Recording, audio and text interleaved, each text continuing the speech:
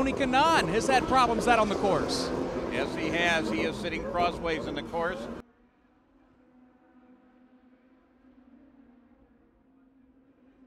He just ran it flat off at turn one, overcooked it on the way into the turn, and ran to the runoff area, but he's setting a position if they can get him started, or should the miracle exist and he actually has an engine running, which he does, and he gets right back into the fight. We don't have to slow it down. We have 1 minute and 49 seconds to go.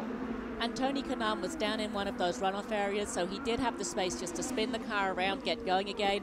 He didn't hit anything, so other than possibly having some slightly flat-spotted tires, if you maybe lock them up a little bit getting down into that runoff area, Tony Kanaan is still going to be good to go to try and get these laps in.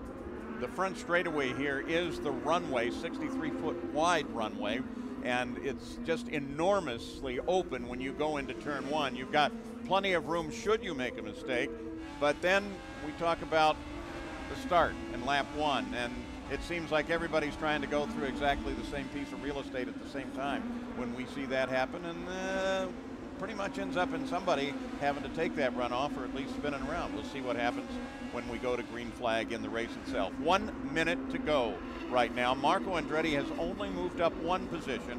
It is now Ryan Hunter-Reay that is sixth, Marco is fifth, and Scott Dixon is fourth. Takuma Sato, Tony Kanaan, Will Power still remain the top three.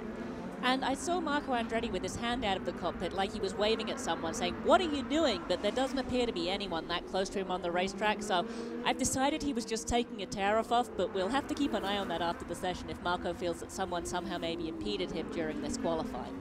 Again, it's a level playing field. Everybody's fighting the same situation. They're taking their chances. They're trying to figure it out. And the fact that it is so short is what adds so much drama to it. 15 seconds to go. And we'll see a checkered flag displayed then. And for Tony Kanaan fans, Tony Kanaan has just come through that area. So Tony Kanaan is going to be one of the last guys to come across the line once the checkered flag flies. So Takuma Sato, Tony Kanaan, Ryan Hunter-Reay are already on pit lane. We have Marco Andretti still out on track, now finishing his lap. We have Will Power still on track, and we have Scott Dixon still on track. Scott Dixon now just finishing his lap. He jumps up, but it's not enough. He stays in 9th place. And Will Power, he stays in 4th place. So they couldn't really pick it up right there at the end. And so Scott Dixon, though, moves up to 5th place, and Marco remains in 6th. So especially with Takuma Sato's team, there is a lot of celebration.